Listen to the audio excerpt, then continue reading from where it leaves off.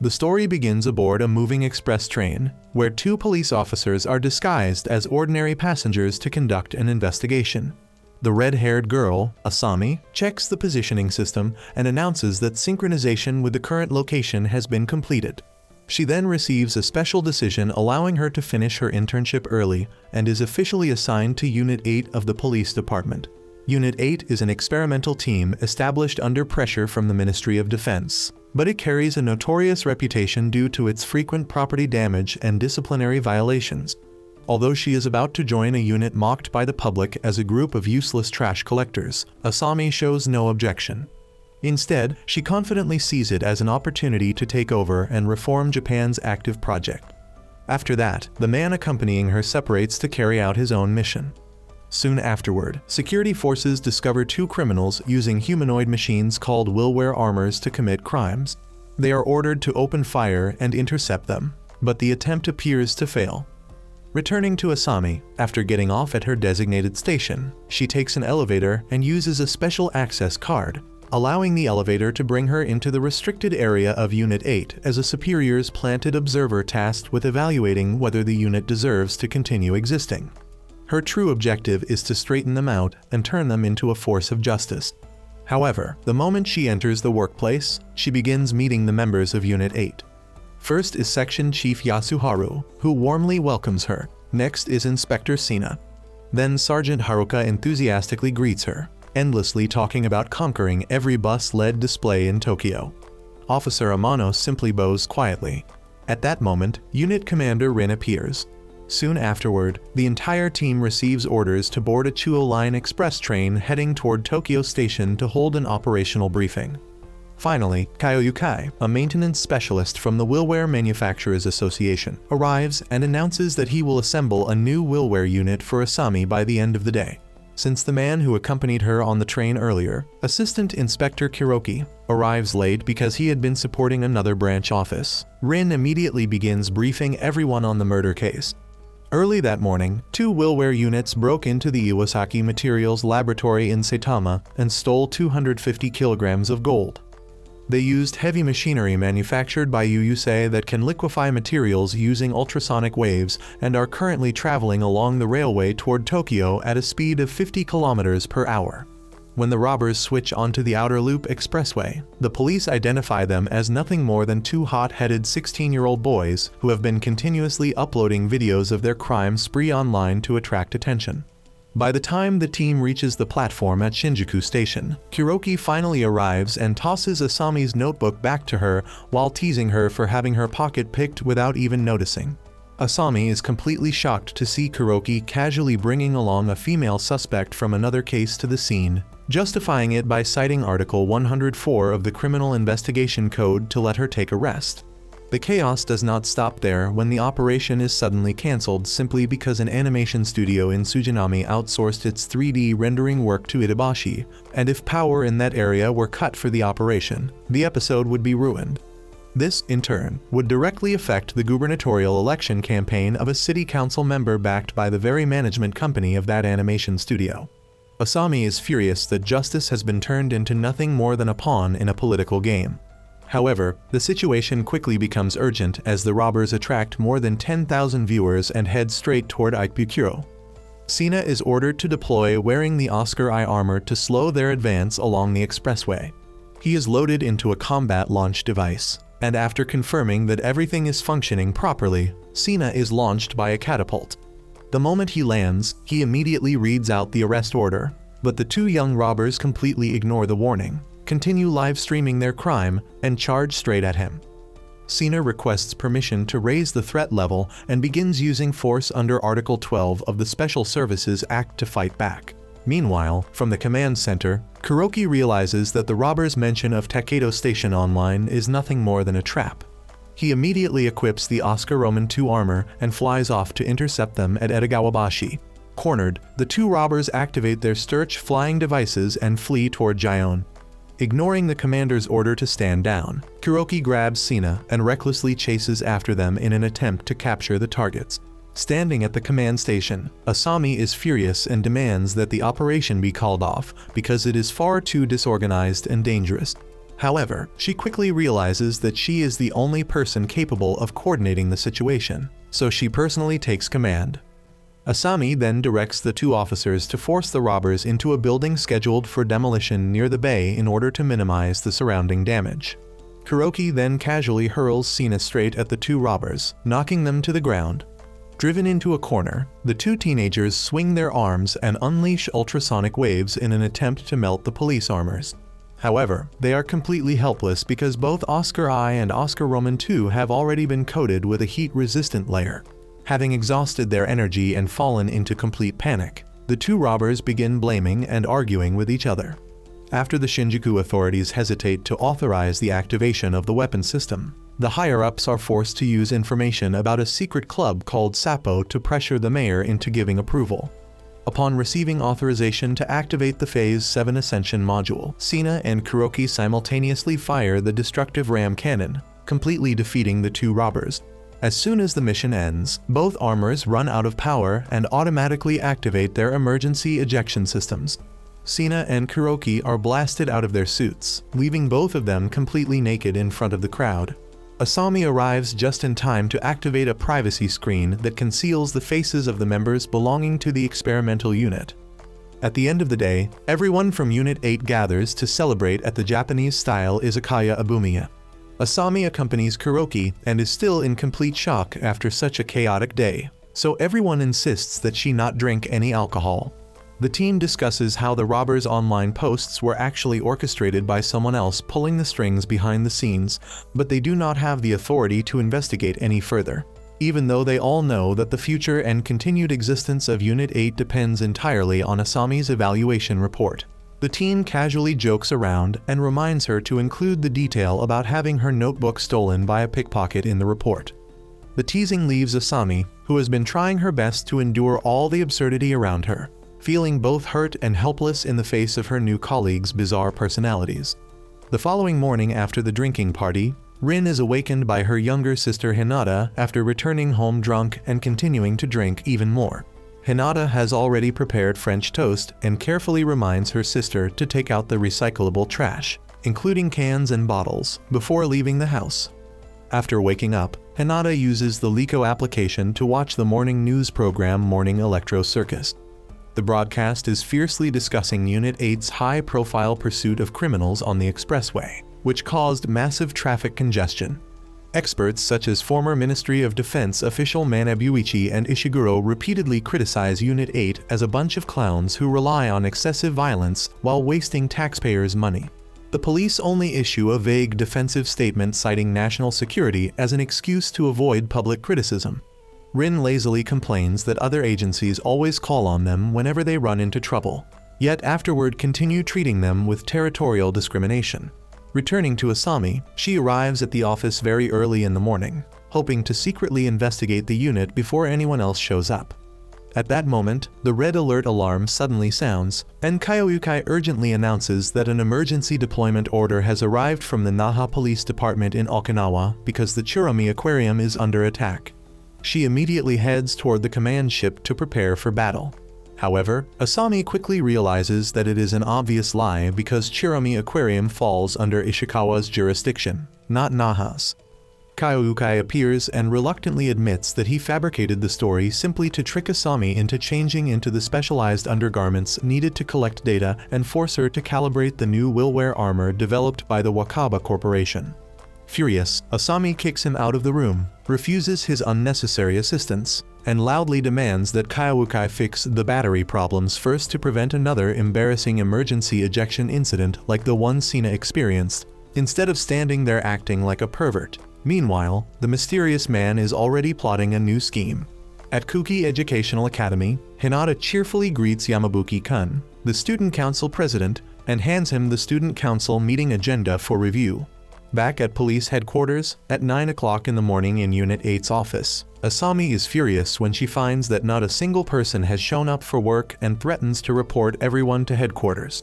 A short while later, Sergeant Haruka leisurely strolls in and proudly says she is late because she rushed off to see an extremely rare scrolling LED bus display after receiving a notification from the Lico app. She casually explains that the section chief has allowed everyone to arrive late. and that he himself will not show up until afternoon. In reality, Unit Commander Rin is at the Saitama Omiya Police Department bowing his head in apology for the property damage caused by Unit 8 during the previous operation. The official continuously criticizes him, emphasizing that relations with the Ministry of Defense are already extremely sensitive, so they must minimize all collateral damage. After leaving in an irritated mood, Rin happens to run into Inagi-kun, the secretary of a politician who is collecting gubernatorial election application forms on behalf of his boss. Meanwhile, at Hinata's school, a rogue armored machine suddenly appears and attacks the campus. Soon afterward, Rin receives an emergency deployment order from the Shinagawa Police Department reporting that a Willware firefighting suit has gone berserk and is rampaging through Kuki Educational Academy. At the school, the student council president urgently orders the security shutters lowered and instructs everyone to evacuate to the physical education room. However, Hinata secretly follows him. At that very moment, the attacker appears right in front of the two of them. Asami's team accesses the school's security camera system to search for the target. After zooming in on the footage, they discover that the attacker is holding a hostage inside the protective capsule mounted on the chest of the armor, and that hostage is none other than Hinata. Looking at the screen, Rin identifies the enemy's armor as the DSC 4800 model manufactured by Dainippon Textiles, illegally fitted with the ISR-20 module from Iwasaki, which was originally designed to inject drugs that allow workers to endure extremely harsh working conditions. Unit 8 immediately boards the command vehicle and heads toward Beta 08 to prepare for combat. Rin proposes a strategy of luring the enemy into Building No. 2, which has already partially collapsed, then bringing the entire structure down to bury him and neutralize the overwhelmingly powerful machine before shutting down the armor's system. Asami strongly objects to this reckless plan, arguing that if the system is shut down, the hostage's oxygen supply will be cut off immediately. Even though Hinata is his own younger sister, Rin firmly refuses to give her any special treatment in order to ensure the mission's success. Asami declares that her advanced Fine Familia armor is fully capable of safely neutralizing the target because she previously passed the SS-level simulation tests. Rin agrees and orders Asami to deploy under the call sign Oscar Roman 6. She then enters the cockpit to prepare for combat. After confirming that everything is ready, Asami steps onto the launch platform and is launched into action. She lands forcefully on the battlefield, determined to uphold true justice as a police officer. However, the control screen inside her armor is suddenly flooded with countless advertising pop-ups, update requests, suggestions to enable automatic mode, and even warnings that her heart rate is increasing, completely blocking her vision. From the command center, Kyoyukai explains that these are the default user assistance settings installed by the Wakaba Corporation for ordinary users, which he had tried to modify earlier that morning before Asami rejected his help. While Asami frantically demands that the notifications be turned off, the enemy completely ignores the surrender order and repeatedly charges at her. After Kyoyukai clears the screen, Asami activates the Simulate Pattern Akatsuki software and quickly regains the upper hand. She aims at the latch that opens the hostage compartment, only to discover that it has already been heavily reinforced, proving that the enemy had planned from the very beginning to use the hostage as a human shield. Seeing Hinata regain consciousness and struggle while crying for help, Asami completely loses her composure and decides to use the kick-dash iota technique she had learned from the instruction manual, unleashing a devastating flying kick to separate the terrorist from the hostage. The impact is so powerful that the enemy is launched high into the air before crashing straight into the Seidu building, causing the entire structure to collapse into a pile of rubble engulfed in dust and smoke. The enemy's DSE system automatically shuts down, and although he survives, the widespread destruction is beyond repair. Back at the school, Hinata is rescued and taken to the hospital. Standing before the ruins she herself caused, Asami falls into despair, believing she has betrayed her own ideals of justice. Rin comforts her by explaining that the Seidu building had fortunately been evacuated beforehand and advises Asami not to bring her personal sense of justice into police work because the duty of the police is to uphold the law, not to become heroes. Even so, Rin informs her that she will still face disciplinary action for her reckless behavior. Elsewhere, the mysterious organization Logos is extremely pleased that the obstacles they created have successfully tested Unit 8 and begins to regard them as a potential enemy. At the hospital, Rin visits Hinata, who is resting in bed with only minor injuries. Hinata smiles, apologizes for making her sister worry, and playfully asks who will make Rin breakfast the following morning. After the battle, the entire team celebrates together at a lively karaoke bar. Asami is forced to dress up and sing songs by the famous idol Shinmei Amyu. This serves as a lenient punishment in place of formal disciplinary action for destroying a building during the previous mission. Everyone enthusiastically cheers her on, and although she is so embarrassed she wishes she could disappear, Asami grits her teeth and loudly shouts Amyu's signature catchphrase. Deep down, she silently laments the chaos of Unit 8, feeling that everything is drifting further and further away from her ideals. After the karaoke session, everyone continues the celebration at a bar. Kuroki orders 2 strong cocktails called Kakayakiromen. He reminds Asami that she is still underage and not allowed to drink alcohol, forcing her to reluctantly exchange one of the cocktails for a non-alcoholic beer. Raising her glass, Asami admits that she originally thought Kuroki was nothing more than a troublemaker, but she has now changed her opinion. She praises what she believes is his integrity for willingly accepting the punishment of singing in cosplay instead of making excuses about workplace harassment to avoid it. Asami stands there confused for a moment before realizing that Kuroki is actually talking about Sina rather than himself. Curious, she asks Sina why the relationship between the two of them seems so poor. Sina explains that because they have no common interests, they keep their conversations to an absolute minimum. But Kuroki always follows his orders during missions, so everything works just fine. Asami is astonished by this extremely minimalist style of teamwork. The following morning at the office, Haruka curiously asks Kaiyukai whether Asami's cosplay was faithful to the original because Amyu's concert will be broadcast live via satellite later that day. Kaiyukai is surprised to learn that Haruka is also interested in idols, and she suddenly reveals the shocking truth that Amyu is actually a boy. At the same time, inside Amyu's production office, his assistant walks in and reports that they have just received a threatening message. The anonymous sender declares that he will broadcast Unit 8's humiliation live during Amyu's concert through a female announcer, while using a Willwear suit stolen from Cycle Tech. The director is puzzled because Cycle Tech has never developed Willwear armor.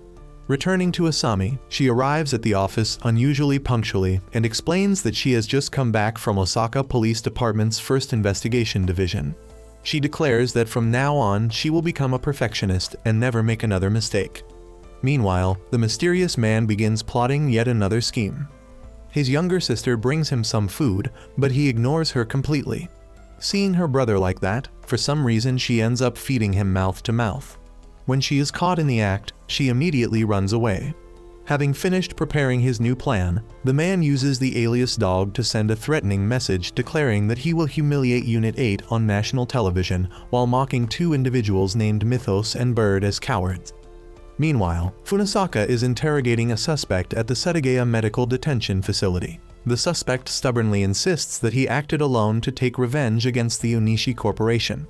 However, Funasaka refuses to believe that a drug addict could have obtained a Willwear suit by himself and mentions a hidden folder named Logos found on the suspect's computer. Asami then sends Funasaka a message, stating that the suspect could not possibly have carried out the incident on his own. Meanwhile, Funasaka received a message from headquarters confirming that a multi-purpose stage production Willwear suit had been stolen from Cycle Tech. Headquarters assessed the incident as highly sensitive because there were rumors that the suit was connected to the Ministry of Defense's counterintelligence armor project. At Shinmaruko Gymnasium, a television crew led by Kaminato secretly approached the idol Amyu. Suddenly, a giant mascot costume opened up, revealing a Willwear suit hidden inside. Using the classic Trojan horse strategy, Kaminato put on the armor and excitedly chased after Amyu with the intention of filming a private video. Terrified, Amyu fled. When Kaminato learned that other TV stations were also broadcasting the event, he became disappointed, believing that Amyu belonged to everyone, so he decided to give up. However, just as he was about to leave, the armor system was suddenly hijacked by someone else through remote control, and it immediately unleashed a sonic wave attack. Meanwhile, Sina piloted Oscar I to the scene and irritably discovered that Kaiyukai had secretly installed a useless application into his system before leaving to eat hamburgers. Upon receiving Kaiyukai's orders, Kuroki immediately piloted Oscar Roman II to provide support. the enemy completely ignored the warnings and launched a fierce assault. The hacked armor emitted interference waves, temporarily blinding and deafening Sina and Kuroki as their sensors became overloaded. They were forced to rely on the secure communication channel and follow Haruka's coordinate guidance. However, due to poor coordination and the enemy's ability to calculate sound-based air displacement to evade attacks, the two accidentally punched each other instead. Kayukai realized that the enemy had changed both speed and direction, proving that someone was remotely controlling the suit. The enemy then fired adhesive rounds and deployed an ecom net to corner the police. Kayukai quickly activated the noise cancellation mode to neutralize the sonic attack. However, the hacker exploited an unpatched vulnerability to force all of the police armor's core batteries to discharge, leaving them with only emergency backup power. Kayukai rushed to the battlefield to carry out repairs and instructed his teammates to distract the enemy. Inside the armor, Kaminato desperately begged the system to stop hurting Amu. To buy time, Haruka ordered Asami to disguise herself as Amu, infiltrate the live broadcast Wi-Fi system, and deceive Kaminato's visual feed into seeing Oscar Roman 6 as Amu. Blushing with embarrassment, Asami had to recite cheesy romantic lines such as, "I like you too," and "I'm just a girl in your heart." Kaminato looked at her and completely believed it was real. Haruka then forcibly turned on the loudspeaker and activated the automatic singing voice adjustment feature, forcing Asami to sing and dance in order to fool the enemy's armor. The hacker Mythos tried to regain control and set a new password to lock Haruka out of the system. Just when everything seemed hopeless, Asami rushed in at the perfect moment and forcibly shut down the enemy's armor system, successfully rescuing everyone. The incident came to an end, but Asami's distraction performance had been broadcast live on national television. The female news anchor angrily condemned Unit 8 for turning the attack scene into a karaoke room and criticized their actions as an irresponsible waste of taxpayers' money. Not long afterward at Unit 8, Rin and the section chief were discussing an essay written by a student from Kuki Educational Academy. In the chief's opinion, it seemed to be a data analysis report sent by an unknown person and could not be analyzed casually. At that moment, Sina had just returned from jogging and immediately complained that Kayukai kept messing with his computer without permission, reorganizing everything on the screen into folders whenever he had free time as if it were an incurable habit. Kuroki was about to go out for training, and Sina went with him. Inside the elevator, Kuroki brought up Asami. Sina said she was even more troublesome than Kuroki, but at least she was willing to make an effort. He asked Kuroki to help Asami adapt to Unit 8 more quickly and reminded him not to invite her out drinking because she was still a minor. Kuroki told Sina to stop being so rigid, then handed him some change and sarcastically remarked that Sina and Asami were very alike in that they were both people who overlooked small details. Meanwhile, aboard a commercial flight, Captain Manabe announced that the aircraft was preparing to land. Congressman Gauhara was extremely anxious because his daughter was about to get married and he wanted to arrive at the ceremony on time. Immediately afterward, the captain announced that the aircraft could not land and would have to circle the airport because of a problem on the ground. At the Prime Minister's office, the Minister of Defense reported the emergency situation. Although the threat had initially been suspected to be a malicious prank, it was judged highly credible because the extortionist had accurately identified the location of a bomb in the aircraft's main landing gear compartment and ordered the plane to maintain a specific flight path. If the aircraft left the area encompassing the 5 wards surrounding Musashino City or descended below 15,000 feet, the bomb would explode. The situation was even more serious because the aircraft was flying directly over the area containing Rho, one of the 3 data modules of the National Unified Intelligence Matrix System Orachi. Fearing that evacuating civilians would reveal the location of Orachi, the government decided to keep everything secret. At that moment, Sina was excitedly preparing to go eat the famous fluffy pancake at Hakajima when Kayukai informed him that an emergency order had arrived. Headquarters required Unit 8 to dispatch an OUD specialist to deal with the bomb aboard the aircraft circling over Kichijoji. Since Sina was the only member without expertise, he had no choice but to accept the mission. Kuroki volunteered to accompany him, but Sina refused because he was afraid Kuroki would distract him. The USF would provide support by deploying an aerial refueling aircraft. Meanwhile, the mysterious man was closely monitoring the situation. He smiled smugly when he saw the government in confusion and confidently believed he was about to discover the entrance. At the same time, Unit 8 boarded their mobile command vehicle and headed toward the rendezvous point with the USF at Hejima. Rin explained that she had chosen Kuroki for this mission because he was the best member at handling emergency situations. Upon arrival, Unit 8 met Miho Ushikuchi of the USF. Sina recognized Miho as an old acquaintance, and the two exchanged sarcastic greetings.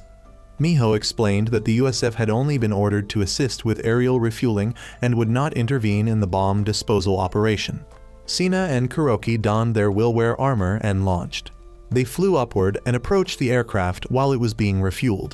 The passengers aboard the plane began to panic. Congressman Gauhara angrily demanded a proper explanation, and Captain Manabe was forced to lie that the navigation system had malfunctioned and the USF was helping repair it. Kyoyukai informed Sina that the government had decided not to disclose the existence of the bomb in order to protect the secrecy of Orochi. Sina was furious at the government's indifference and willingness to sacrifice civilians for the sake of a data system. Nevertheless, he told himself that failure was not an option. From the refueling aircraft, Miho contacted Sina, hinted at their shared past, and reminded him of his mission. The refueling process began, and Sina and Kuroki carefully entered the landing gear compartment. Sina warned Kuroki to keep his distance and asked Kyoyukai to send data on the PB-03 bomb type. When they opened the compartment hatch, Sina froze in shock. Instead of a sophisticated bomb, there was a Tenten teddy bear, the mascot for fire prevention. Kyoyukai burst out laughing, but Sina remained cautious. Meanwhile, Congressman Gauhara exploded with rage when he learned that the aircraft would have to land at another airport, making it certain that he would be late for his daughter's wedding. He cursed the extortionist, while Sina and Kuroki stood bewildered, unable to understand the extortionist's true objective. Suddenly, Kyoyukai noticed that something was wrong. The aircraft system was being hacked. Sina requested the decryption code to disarm the bomb, but Kyoyukai was unable to find it. Sina and Kuroki broke into a heated argument. Sina accused Kuroki of always causing trouble and tarnishing Unit 8's reputation, while Kuroki argued that Sina was far too conservative and only knew how to follow rules. Their quarrel was abruptly interrupted when the aircraft's second engine failed. The plane began losing altitude, bringing the risk of an explosion ever closer. Kyoyukai reported that the aircraft was only 200 feet above the minimum safe altitude. Sina and Kuroki frantically searched for a way to disarm the bomb. In the final seconds, Kyoyukai finally discovered the decryption code, allowing Sina and Kuroki to successfully deactivate the bomb. Because the right landing gear had been damaged, the aircraft was forced to perform a belly landing. Sina and Kuroki used their Willwear armor to support the aircraft, helping it land safely to the astonishment of both the rescue teams and the passengers.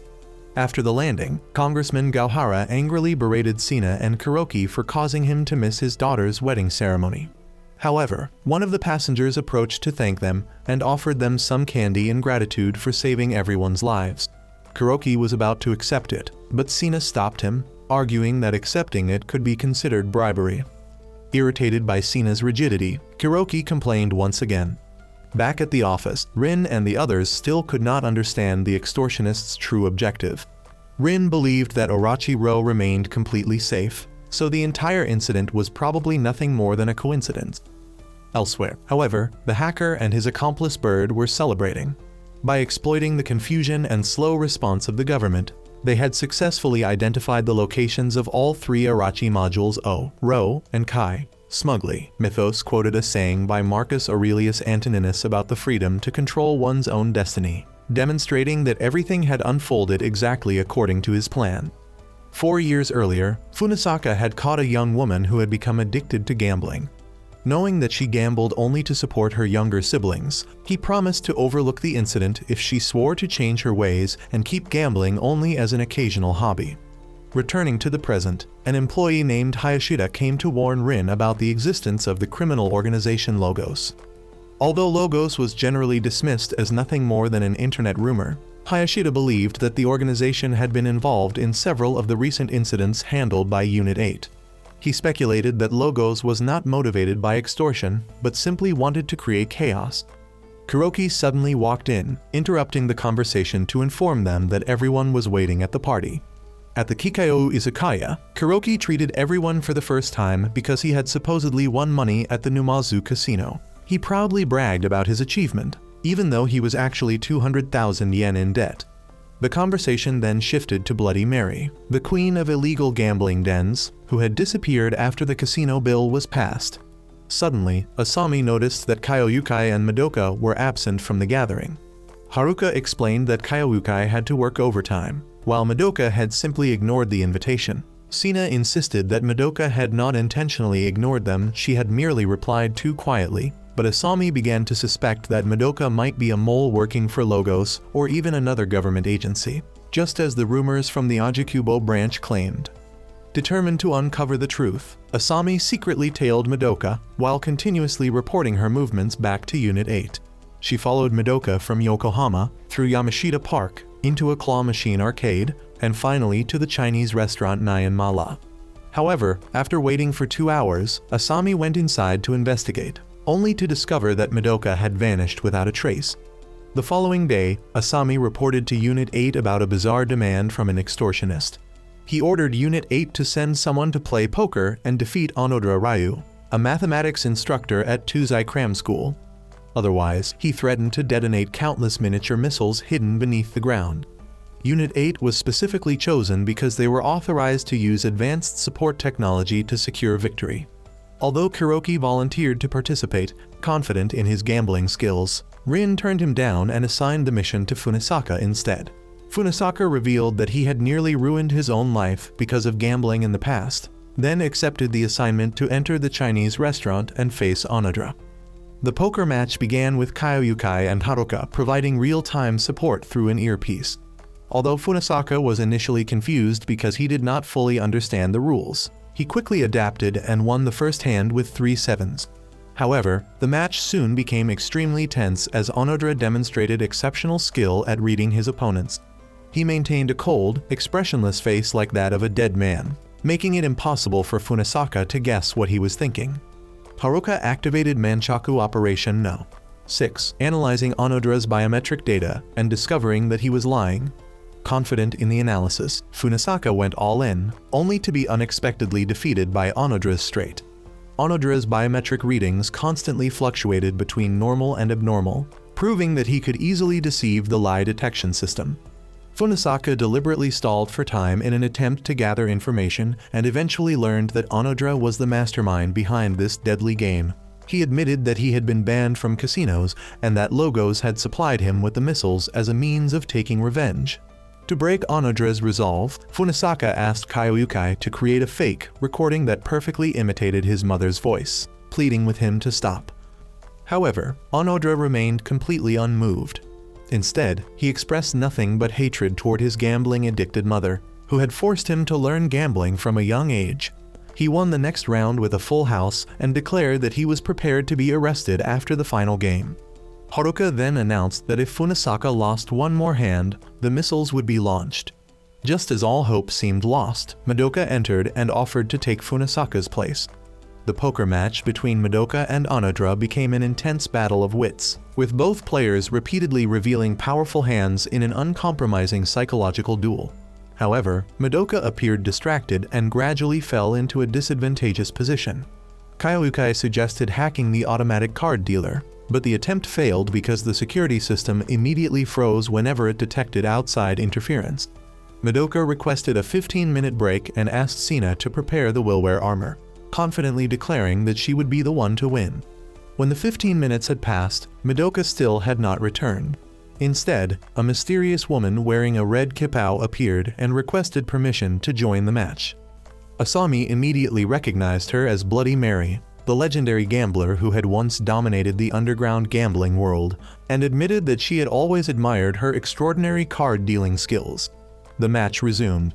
Onodera confidently relied on his full house, while the Logos hackers Mythos and Dog watched the game closely, waiting for the perfect moment to launch the missiles. Just as Onodera became convinced of his victory, Dog announced that one missile had already been launched. Wearing his willware armor, Sina was immediately ordered to fly to the launch site in Azabu Juban to intercept it. However, there was so little time that he could not shoot the missile down before it reached its target. Rin decided to activate the phase enhancement module to resolve the crisis. Meanwhile, at the poker table, Bloody Mary revealed that she had already discovered Onodre's one and only weakness: his eyelid twitched ever so slightly whenever he lied. She confidently declared all in before revealing her cards. It was a straight flush, defeating Onodre's full house. At that exact moment, Sina successfully destroyed the missile with the particle cannon. Immediately afterward, Bloody Mary unexpectedly removed her disguise, stepped forward, and revealed that she had actually replaced Funisaka. Everyone was stunned to discover that Bloody Mary was none other than Madoka herself. Onodre was horrified when he realized that Madoka's twitching eyelid had been nothing more than an act designed specifically to deceive him. The following morning, Unit 8 gathered at an izakaya to celebrate their victory. Madoka ordered stir-fried liver with Chinese chives, the same dish she had ordered at the Chinese restaurant. She shyly apologized to Funisaka for not recognizing him back then. Funisaka simply laughed it off and advised her to keep gambling as nothing more than a hobby and to always know her limits for the sake of her younger siblings. Madoka smiled and agreed. From that day on, the secret of her past as Bloody Mary remained safely kept within Unit 8. Not long afterward, at a robot exhibition, Asami grumbled and complained that she was the only woman among a crowd of men and that her rare day off had been completely ruined. Funisaka smiled and said that the fact they had happened to meet at the station was fate, hoping she would stay a little longer.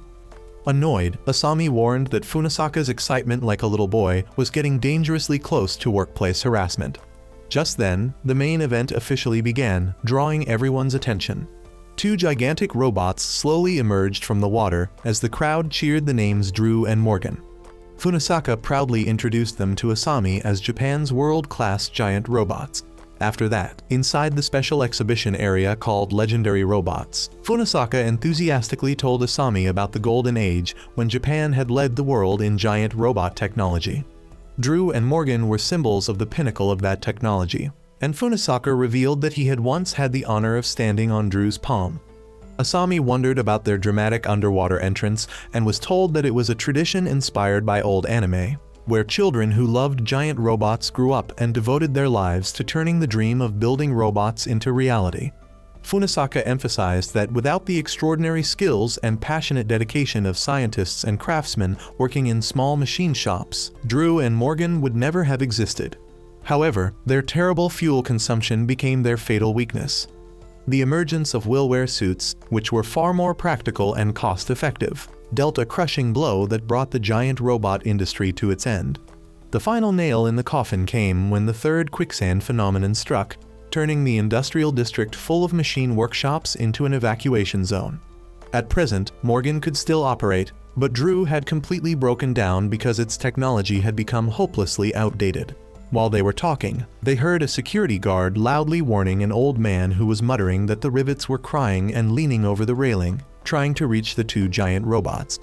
Recognizing him, Funisaka immediately called the old man Professor Kasumigaki, one of the scientists who had created the two robots. Later, at Musashi Light Nursing Home, a nurse explained that the professor was sometimes perfectly lucid and could repair televisions and vacuum cleaners in the blink of an eye. But sadly, he had no family left by his side. The two of them then visited one of the professor's former colleagues, now working as a watch repairman, who recounted the tragedy of years past. When the factory district had been sealed off, the government confiscated the giant robots for its own benefit, forcing the craftsmen to abandon their dreams and switch to jobs in the railway and aviation industries. Afterward, Funisaka told Asami to head home first because he wanted to find a way to help the professor restore those giant robots. Childhood memories flooded back as Funisaka recalled sneaking into the factory at night just to gaze at Drew. Professor Kasumigaki had caught the young Funisaka red-handed, but instead of reporting him to the police, he encouraged the boy to study hard and make his dream of becoming a giant robot pilot come true. That promise from long ago became the driving force that led Funisaka to where he was today, and he had always longed to repay that kindness. Meanwhile, elsewhere, a middle-aged man was furious because Morgan had been taken from him. Suddenly, a mysterious email from Logos arrived, instructing him to activate Morgan's autopilot system. After he activated it, the giant robot was transported right in front of his house, leaving him stunned. He then climbed into Morgan's cockpit and loudly declared that he would use the fully refueled machine and the escape route prepared by Logos to flee the country. Back at headquarters, Unit 8 quickly detected that a gigantic humanoid robot was moving along the Yamanote seawall route from Okachimachi toward Akihabara without responding to any communications. After checking the security cameras, they realized it was Morgan approaching Anime Center No. 3 despite local authorities having already established roadblocks. Sina and Kuroki were immediately ordered to equip their Willwear suits at the Akihabara launch platform. Before the mission began, Funasaka asked Rin for a special favor. Sina and Kuroki approached the target with little concern, believing it was nothing more than a huge outdated relic. However, Morgan suddenly activated the Nimeran sleep-inducing device, which emitted vibration waves that instantly put Kuroki into a deep sleep. Sina had no choice but to disable his external display and retreat to maintain a safe distance of 50 meters. Attacking from long range was also extremely risky because Morgan's armor was incredibly thick, and any stray shots could cause severe damage to the city. Asami quickly identified the culprit as Shimoda Makoto, a 52-year-old unemployed man. He had once been formally trained to become Morgan's official pilot, but his life had fallen apart after the project was cancelled. Filled with resentment, he had continuously harassed the exhibition with threatening emails. After learning this, Funasaka asked Rin for permission to activate Drew because he was convinced that someone who had long dreamed of piloting a giant robot like Shimura would never refuse a genuine robot battle, even if Drew was already broken down. Funasaka returned to the museum and met the professor once again. He pleaded with Professor Kasumigaseki for help, explaining that Morgan was being exploited for evil purposes. The veteran mechanics from years ago also gathered together to lend a hand. Professor Kasumigaseki suddenly regained his clarity, put on his white lab coat, and directed everyone to remove the rusted rivets in order to repair Drew's only damaged component. Meanwhile, Sina and Kuroki tried to lure Morgan toward a muddy field to minimize collateral damage. When the professor asked who would pilot Drew, Funasaka confidently volunteered, relying on the knowledge he had gained from an online training course. The engine roared to life, and Drew officially returned. Shimura was smugly convinced that he had no regrets left after destroying everything, and was preparing to escape when Funasaka's voice rang out. The battle of the century between the two giant robots began. Funasaka unleashed the Drew drill punch, but Shimura easily blocked it with Morgan's shovel. Morgan's overwhelming power caused Drew to be struck repeatedly and stagger backward. Asami and the others at headquarters watched with great anxiety as Funasaka was completely outmatched by the enemy's iron punches. Shimura arrogantly declared himself the greatest robot pilot in the world and charged forward to deliver the finishing blow. However, Morgan suddenly froze in place without warning. Funasaka smiled triumphantly, stepped out of the cockpit, and announced the arrest of the suspect. He explained that Shimura had consumed all of Morgan's fuel by operating it at full power throughout the battle, and that fatal weakness was precisely the reason the era of giant robots had come to an end. After the incident, the news reported that Shimura Makoto had been arrested for stealing and operating the giant robot. Asami and Funasaka returned to the nursing home after using all of their connections and achievements in solving cases to obtain permission for Professor Kasumigaseki to continue working with robots. However, the nurse tearfully informed them that the professor had passed away at dawn that very morning. The two quietly entered his room, gazed upon the peaceful and satisfied expression on his face, and silently gave thanks that, in the final moments of his life, he had been able to live his dream once again. Not long afterward, at a desolate site, Haruka was completely absorbed in the sound of an air compressor's whistle, calling it the sound of civilization. Suddenly, a group of men standing nearby expressed their agreement and shared that one of them also had a friend named Marita who was passionate about trains. Haruka immediately used the application on her phone to scan the man's face and happily recognized him as Mr. Naganuma of the Peace Party. She enthusiastically wished him good luck in the upcoming gubernatorial election. Naganuma smiled, thanked her, and promised to do his best to represent the voice of the people. After he left, Haruka received an urgent message from Rin ordering her to return immediately, leaving her regretfully forced to cancel her visit to the abandoned railway line. Meanwhile, elsewhere in the city, an attacker wearing a Willwear suit equipped with an electromagnetic dome was causing chaos. He continuously opened fire, but fortunately the governor was not present, so there were no casualties. Unit 8 received orders to intercept the target as he was moving west along Shin-Mijuro Avenue. However, they were not granted permission by the prefectural government to use force for the absurd reason that the authorities did not want the roads to be damaged. Asami was disappointed to once again face such a troublesome situation, while Haruka, who had just arrived, regretted having her day off interrupted. Kaioyukai analyzed the attacker's electromagnetic dome and discovered that it was built using components manufactured by a foreign weapons company. The attacker's objective was crystal clear: to punish Governor Taro. He even posted a message on social media demanding that the governor face judgment. Surprisingly, the governor responded online as well, declaring that he would neither flee nor hide. Haruka wondered why the attacker did not simply head straight to the government building to settle the matter, and instead kept wandering around, though she only hoped the incident would end quickly so she could continue her sightseeing trip. Despite heavy criticism from the media for seemingly disregarding public safety, Governor Taro appeared to be taking advantage of the situation to reverse public opinion and regain support after his corruption scandals. Madoka quickly identified the attacker as Kobayashi Masataka, a 40-year-old unmarried man and a supporter of the Peace Party candidate, Naganuma. Reporters immediately rushed to question Naganuma, but he appeared confused and insisted that he had lost contact with Kobayashi a month earlier. Meanwhile, Governor Taro held a press conference and boldly declared that he would never allow the public to suffer the consequences, promising to protect their safety. Rin suspected that the incident was connected to Secretary Inagi-kun, while Haruka and Kuroki struggled against the clock because they had been granted permission to block the roads for only 1 hour. Kobayashi remained patiently waiting, proving that he was determined to carry out his plan. Once the time limit expired, Kobayashi resumed moving, forcing Unit 8 to take action. Kuroki and Asami attempted to block his path, but their efforts were futile. Kaioyukai discovered that Kobayashi was heading toward Shinjuku via the railway tracks, a fatally dangerous decision.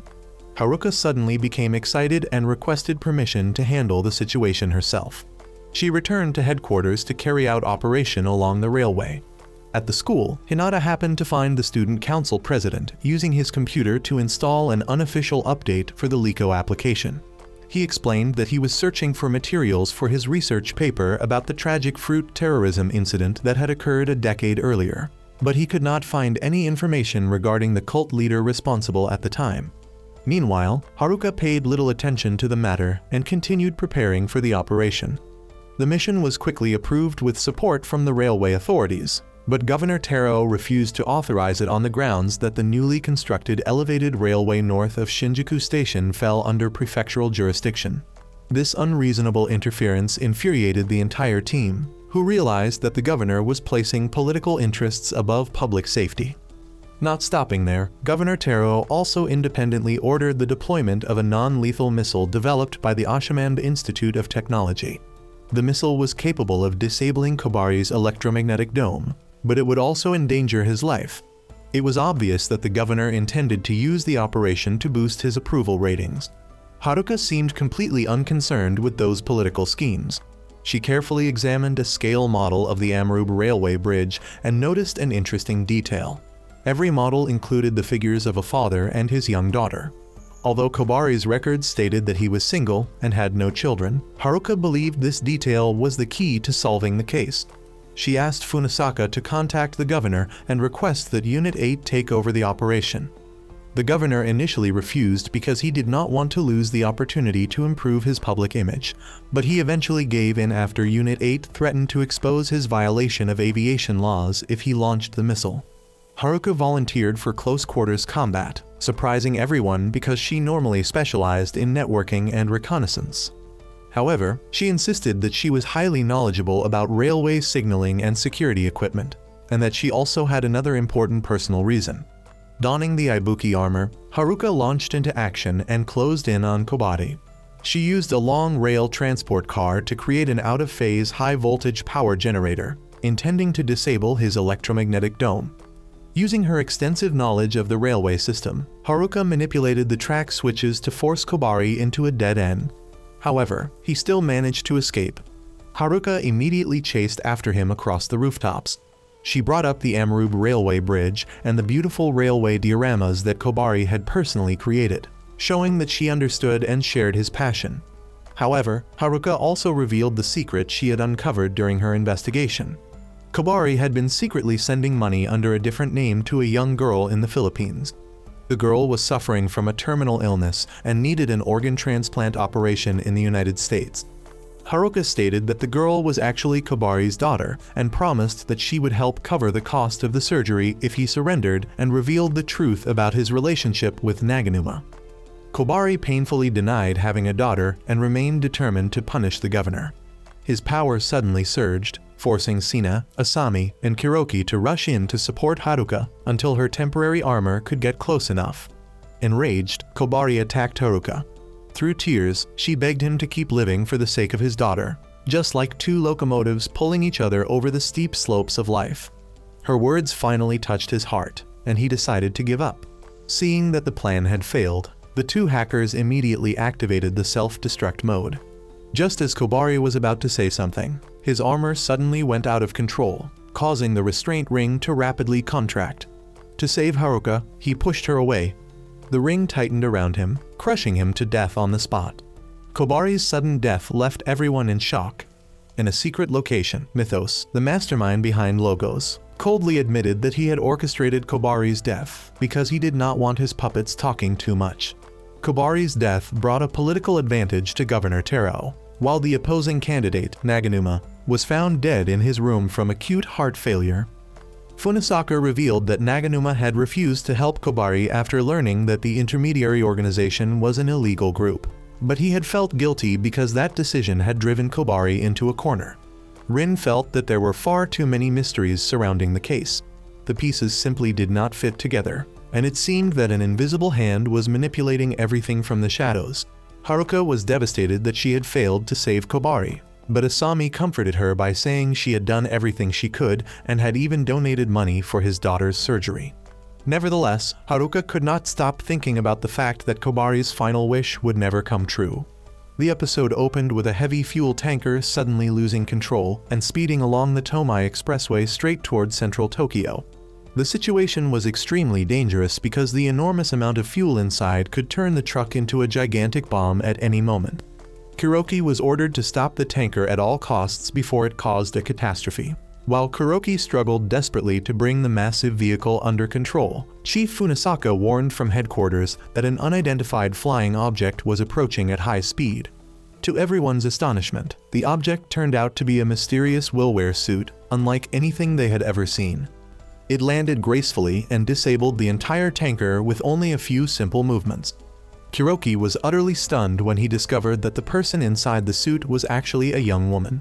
Before he could ask her anything, she quickly left the scene, leaving behind countless unanswered questions. A few days later, Unit 8 found themselves facing another case. Asami and Funisaka were dispatched to deal with a fire. While they were struggling to rescue the hostages, the mysterious figure appeared once again and helped both of them. After returning to headquarters, everyone examined the armor more closely and realized that it was not an ordinary Willware model. It possessed extraordinary capabilities and had defeated the criminal in the blink of an eye. The media quickly gave the mysterious suit the name Ultimade and praised it as the police's new guardian angel. The appearance of Ultimade sparked deep concerns within Unit 8. They feared that if such an advanced suit were ever mass-produced, Unit 8, with its outdated armor, would soon be rendered obsolete and lose its current position. After work, Kuroki unexpectedly invited Sina out for drinks. He revealed that the gathering was being hosted by a friend and promised there would be plenty of beautiful women attending. Although Sina initially refused because he did not trust Kuroki's promises, he was eventually persuaded. At the same time, Asami also received an invitation to another party. By a twist of fate, Asami, Kuroki, and Sina all arrived at the same luxurious restaurant. It turned out they had all been invited to the very same event. The surprises did not end there when the host of the party finally appeared. It was none other than Ushikuchi Miho, an elite officer of the Astif and the pilot of the mysterious Ultimade armor. The atmosphere immediately became awkward when everyone realized that Sina and Miho had once been lovers. Their romance had begun back when they were cadets at the Defense Academy. Sina had been an outstanding student who pursued perfection in everything, from his studies to his dates with Miho. However, it was precisely this excessive perfectionism that had made Miho feel suffocated and exhausted. Sina meticulously planned every detail, from choosing the venue and ordering the food to deciding what clothes Miho should wear. Every action and gesture had to follow his carefully prepared script. In the end, unable to endure it any longer, Miho broke up with him. She mocked Sina as a boring, rigid man who did not know how to enjoy life. During the party, Miho constantly ridiculed Sina, claiming that he was nothing but a failure who had been demoted to Unit 8, a squad that everyone regarded as nothing more than a cleanup crew. Kuroki stood up to defend Sina, insisting that Unit 8 was a tightly united team that always completed every mission with outstanding results. Sina also refused to back down, responding to Miho's mockery with a cold and decisive attitude. Their argument grew increasingly heated, drawing the attention of everyone around them. At that very moment, Unit 8 received an emergency report. A construction demolition machine had gone berserk in Takekawa City, causing numerous casualties. Since Kuroki had been drinking, he was unable to join the mission. Although Funasaka was on vacation, he had no choice but to accept the assignment. However, before he could even arrive at the scene, Sina had already gotten there first. Even so, he was struggling desperately in battle. Just then, Miho arrived wearing the ulti-made armor and effortlessly subdued the machine. Her appearance once again demonstrated the overwhelming superiority of the ulti-made suit, while making Unit 8 feel even more threatened. After the Takekawa incident, Unit 8 received another emergency report about a time bomb planted inside a building under construction in Omiya. Sina and Miho were assigned to work together to defuse the bomb. Upon arriving at the scene, they discovered that the bomb was protected by a dense network of laser sensors. Touching even a single laser beam would cause it to explode immediately. Amid the tense situation, Sina and Miho once again began arguing. Sina repeatedly apologized to Miho for his mistakes in the past, leaving everyone back at headquarters thoroughly surprised. Kyokai could not hide his amusement as he watched the classic enemies to lovers drama unfold before his eyes. However, even while apologizing, Sina remained irritated by Miho's arrogance. He believed she was taking advantage of the opportunity to humiliate him. Miho confidently entered the bomb zone, but she quickly realized that the situation was far more complicated than expected. The bomb was equipped with thermal sensors and an intricate laser network, making it extremely difficult to approach. Sina instructed Miho on how to navigate through the laser sensors, and through their seamless teamwork, the two successfully defused the bomb. However, at that very moment, the if identification friend or foe system of the ulti-made armor suddenly malfunctioned due to signal interference. The armor identified Sina as an enemy and began attacking him. Miho could only watch in despair as Sina was attacked. Realizing the critical situation, Kuroki told Sina to shoot the leg of the ulti-made armor to disable it. Although he did not want to hurt Miho, he had no other choice but to do so. However, before he could pull the trigger, Miho loudly apologized to Sina. She admitted that she still had feelings for him, and that everything she had said earlier was only because she had been too prideful. Miho's unexpected confession left Sina speechless. He was about to confess his own feelings as well. But at that very moment, the Ascension module of the ulti-made armor exploded, blasting both of them far away. After they regained consciousness, the Yosef quickly arrived to recover the ulti-made armor and take Miho away. Meanwhile, at Kuki Educational Academy, the student council president happened to meet Hinata. He was searching for information about the Fruit of Tragedy terrorist attack and wanted Hinata to introduce him to someone with authority in the police so he could investigate further. However, after learning that Hinata's older sister only worked in the Community Safety Division, the president looked disappointed and concluded that she would not be able to help. The news then reported on the appearance of the ulti-made armor and the speculation surrounding the true identity of its pilot. At Im's bank, a robber was threatening the employees. He used sophisticated hologram projection technology to create images of gigantic fish swimming freely throughout the bank, causing everyone to panic and flee. The robber loudly declared, "Everything is mine." However, his actions displeased the people behind the organization logos. Mythos frowned in annoyance at the robber, whose codename was Dog, because of his noisy and flashy behavior. He then decided to have him eliminated to get rid of a loose end. However, Dog noticed it in time and quickly escaped. Back at Unit 8 headquarters, everyone was struggling to analyze the video footage of the bank robbery. They quickly realized that this was the same criminal responsible for the series of bold attacks over the past several days. His crimes had become increasingly reckless, escalating from small jewelry stores to a bank. This made the entire team question his true motive and whether he had any connection to the organization Logos. However, they encountered a major obstacle. The higher-ranking police officials seemed to be deliberately ignoring the existence of Logos, dismissing it as nothing more than an unfounded rumor on the internet. Their hesitation and indecisiveness tied Unit 8's hands, preventing them from conducting a comprehensive and thorough investigation. Despite these limitations, Unit 8 continued gathering what little evidence they could. Kaiyukai analyzed the willware armor used by the robber and discovered that it had originally been developed by a fishing equipment manufacturer for entertainment purposes. Its special feature was the ability to generate vivid holographic images, originally designed as virtual bait to attract fish. The robber had exploited this function to create illusions that deceived and confused his opponents. Based on this information, Unit 8 gave him the codename Fisherman. Abandoned and hunted by Logos, Dog found himself cornered. He decided to carry out a crazy plan by kidnapping Governor Taro Kazuyoshi to extort him and uncover the true identities of the leaders of Logos. However, his plan quickly failed when Governor Taro revealed a shocking truth. He had nothing to do with Logos and was merely a puppet being manipulated. The person truly behind everything, and the one who had made deals with Logos, was the governor's secretary. In despair, Dog attacked the governor and took the secretary hostage. He demanded that the secretary hand over a confidential data file containing evidence of Governor Taro's corruption. Unit 8 received a report of the attack and immediately deployed. Asami and Kuroki were sent to the scene to rescue the hostage and subdue Dog. However, they were faced with a major obstacle. Dog was using a special weapon capable of freezing everything around him. He continuously fired blasts of freezing air, making it extremely difficult for Asami and Kuroki to get close. Taking advantage of a brief opening amid the chaos, Dog kidnapped a young woman named Sumiyama Noriko and escaped. His actions made the situation even more complicated and unpredictable. Dog tried to flirt with Noriko, promising to take her far away where they could live a comfortable life together. Although Noriko appeared to cooperate, she was actually waiting for an opportunity to escape.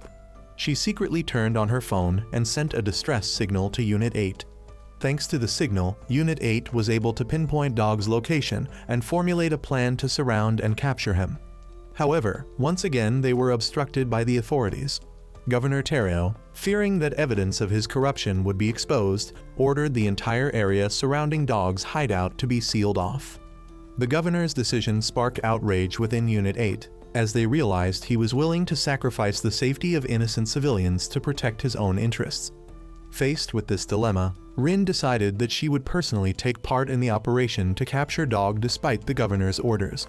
Wearing the Oscar V armor, Rin quickly closed in on Dog and unleashed a series of powerful attacks. Although Dog possessed his freezing weapon, he was no match for Rin's strength and agility. Their battle was incredibly fierce, with both sides continuously exchanging deadly blows, leaving the surrounding area heavily devastated. In the end, Rin cornered Dog.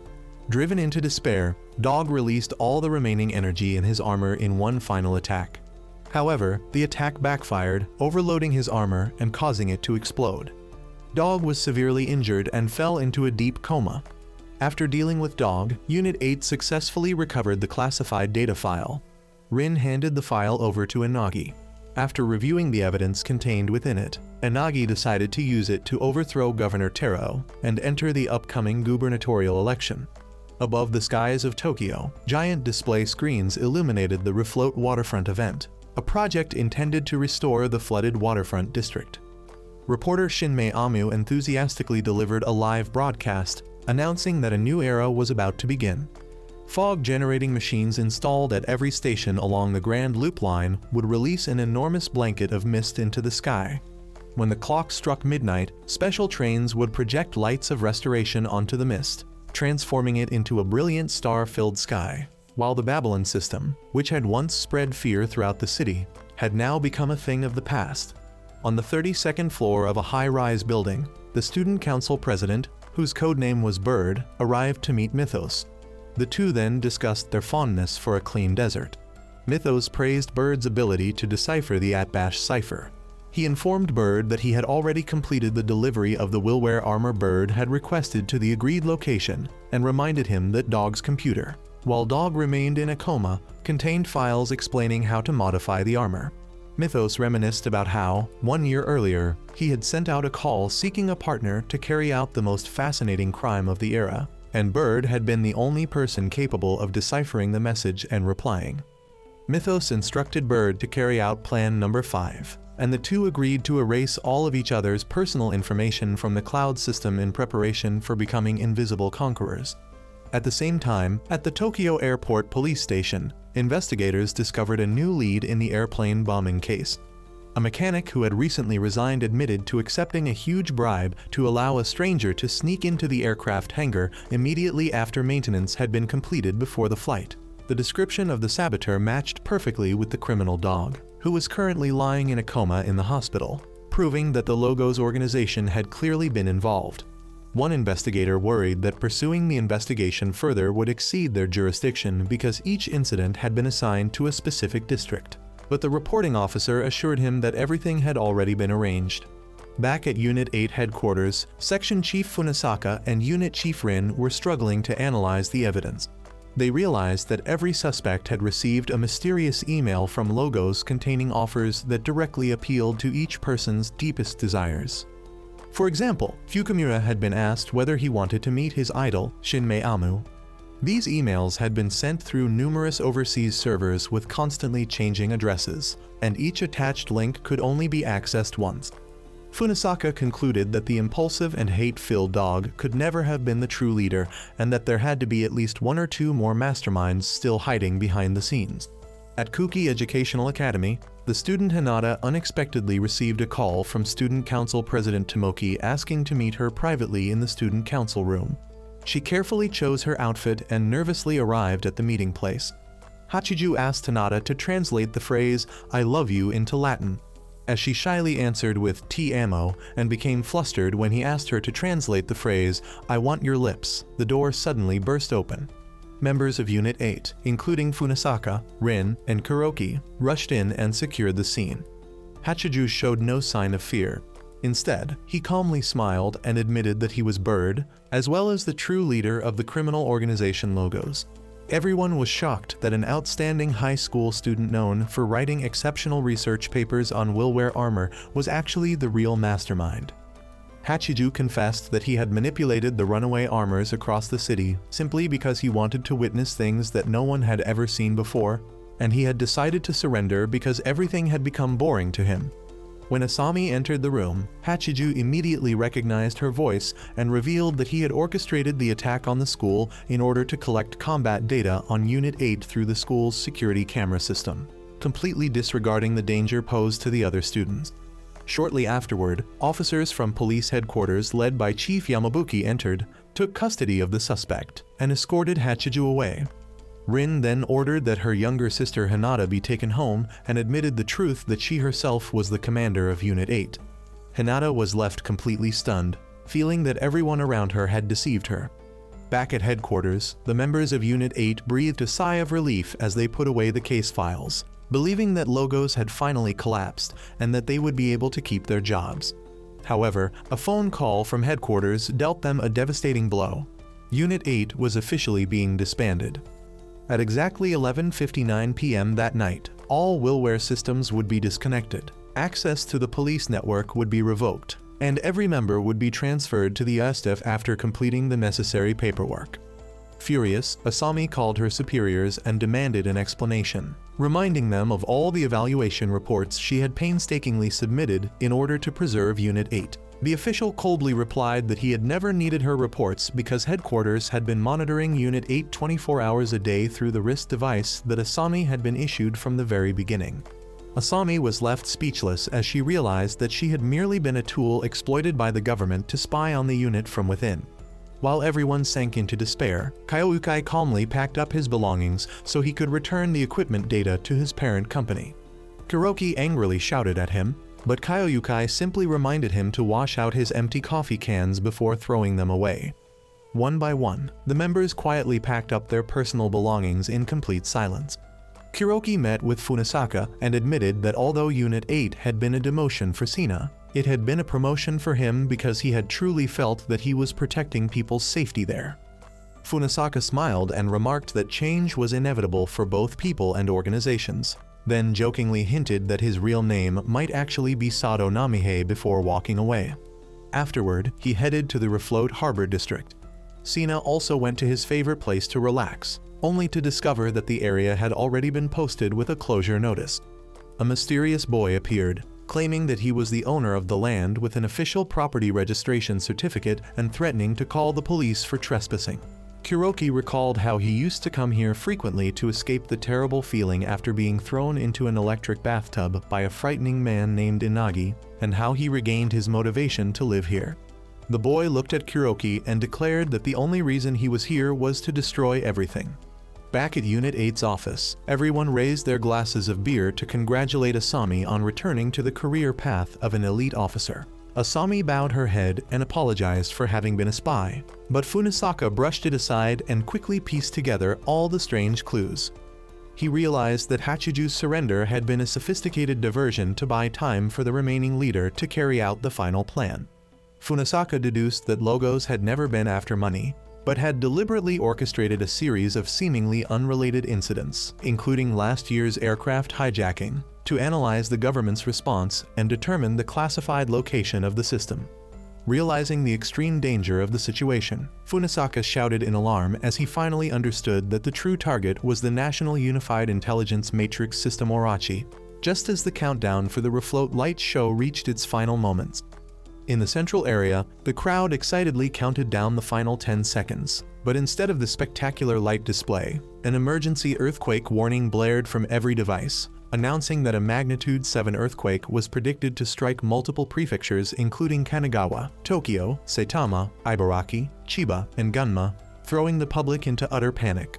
However, time passed without any tremors occurring, and everyone breathed a sigh of relief. At the Prime Minister's office, high-ranking officials broke into a cold sweat as they reported that the nationwide seismic sensor network had been hacked to generate the fake earthquake warning. Worse still, this highest-level earthquake alert had automatically activated Orachi's safety protocols. The enemy exploited this fatal vulnerability to seize administrator control of the O and Kai subsystems, while the Rho subsystem was automatically erased under its security protocol. If the government lost control of the backup Rho system, the entirety of Japan's operational infrastructure would fall into enemy hands. In a hidden location, standing before a gigantic computer display, Mythos stretched out his hand proudly and wore an arrogant smile as he declared that he would become the absolute ruler. Japan had now fallen into an unprecedented national crisis as the National Unified Intelligence Matrix System Orachi, the very heart that governed all information throughout the country, had been seized by Logos. With control in their hands, Logos froze the entire transportation infrastructure and communications network, maintaining only the bare minimum necessary to sustain life in urban areas. The government was forced to declare a state of emergency, impose a 24-hour curfew on all transportation except a few special cases, and ban citizens from leaving their homes after 8 p.m. Although the systems had been designed to obey commands from authorized personnel, that authority was no longer determined by the system itself. At Unit 8, the atmosphere was filled with silence and helplessness.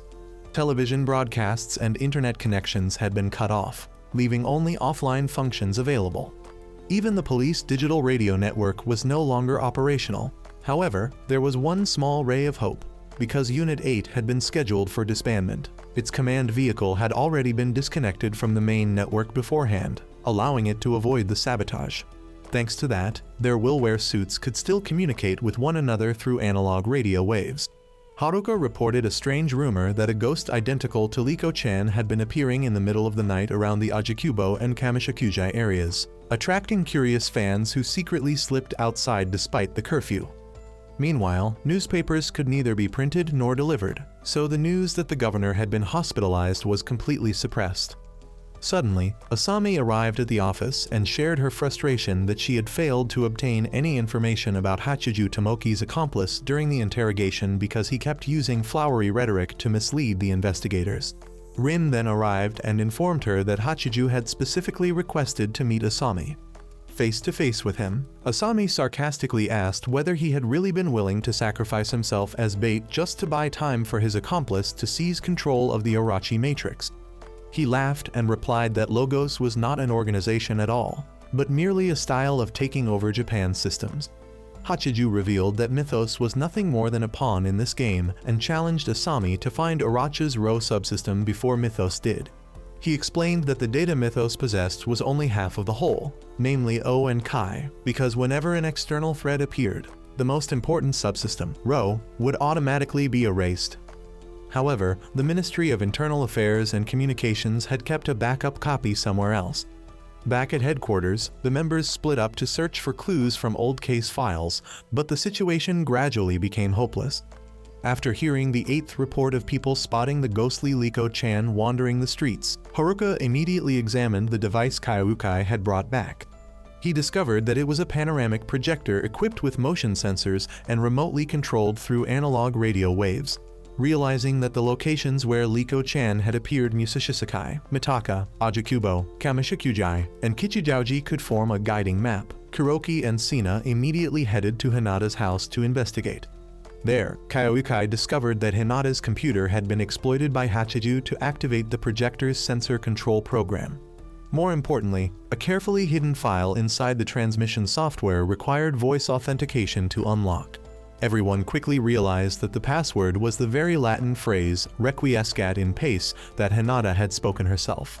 Once the file was opened, it displayed the intelligent building near Inakashira Park, the location that stored the backup copy of Orochi's Rho subsystem. Although they knew the entire area had been sealed off within a 500-meter exclusion zone, Unit 8 had no choice but to act before Mythos obtained Rho. However, Asami was stopped by the director and ordered to obey for political reasons. Unable to stand by and do nothing, Asami loudly requested permission to deploy and unexpectedly received approval from the Commissioner General. As Special Security Police Team No. 5. Mobile Assault Unit No. 3. Unit 8 was officially ordered to protect Japan. Their command vehicle immediately headed toward the target and quickly established an analog radio communication channel for the operation. However, they were met with fierce resistance from the USF's Willware units. Kaiukai realized that the USF's IF identification system had been hacked, causing Unit 8 to be recognized as hostile targets. Asami firmly declared that they did not need to defeat every enemy. They only needed to hold them back long enough because opening Rho required a complicated process involving both physical and electronic locks, which would force Mythos to spend valuable time. Sina, Kuroki, and Asami fought back while struggling to push deeper inside. Meanwhile, Miho, wearing her USF armor, also appeared in the building's underground level. Realizing that fighting soldiers whose IF systems had been manipulated was pointless, Asami ordered everyone to disable their ascension modules to avoid unnecessary casualties. Sina broke through the encirclement and descended into the basement to confront Miho. At that moment, Haruka rushed in carrying the Nimuran sleep-inducing device to provide support. Soon afterward, Kuroki successfully destroyed the USF's communication command station, cutting off the network connection and restoring their IF system to normal. Sina and Miho then worked together to disable the remaining USF units before advancing into the chamber containing the Rho subsystem. However, the door had already been thrown wide open. Suddenly, the network connection was restored across the entire city. Mythos proudly declared that he had won and had seized complete control of Japan's operating systems. But at that very moment, Liko-chan appeared on every display screen with a smile and announced, "Congratulations. All devices with Liko installed now belong to Mythos." It seemed that everything had spiraled beyond the control of both Logos and Unit 8. Mythos gained control of the system faster than Unit 8 because the police forces were held back by the USAF, whose identification system had been manipulated by Logos. Even more seriously, Logos had also seized control of civilian systems through the free software Liko. Originally a popular application, Liko had been transformed into a surveillance and control program called Benu after users installed unofficial patches, allowing it to take over more than 70% of civilian computers. The higher authorities concluded that Mythos was the original developer of Liko and believed he should be dealt with through the harshest disciplinary measures. Meanwhile, Mythos proceeded to erase every trace of information about himself, from his personal records to his family background. At the same time, the Japanese government faced mounting outrage from both the opposition and the public as the country fell into complete paralysis. Transportation, financial transactions, and communication networks had all come to a standstill. Worse still, Mythos sent Hachiju an encrypted message using the Vernum cipher, proposing that they share administrative authority and rebuild society together. However, Inagi informed Rin that the government had already ordered Mythos to be eliminated so that administrative control would automatically be transferred to the chief cabinet secretary, while deliberately concealing the fact that Mythos was still a minor. Faced with this situation, Unit 8 had no choice but to identify Mythos and locate his whereabouts. Kaiukai discovered that Liko was still running on Hinata's computer because it had been used as a broadcasting source, and from it he recovered crucial information about Mythos. Mythos had been the leader of the cult responsible for the Fruit of Tragedy mass suicide incident when he was only 5 years old. He had no parents, had changed his surname many times, and had a younger sister who had moved overseas. He himself had been unable to leave Japan because members of the cult were still scattered throughout other countries. Funasaka eventually discovered that Mythos was hiding aboard a small vessel, but Mythos threatened to launch missiles unless the government met his demands.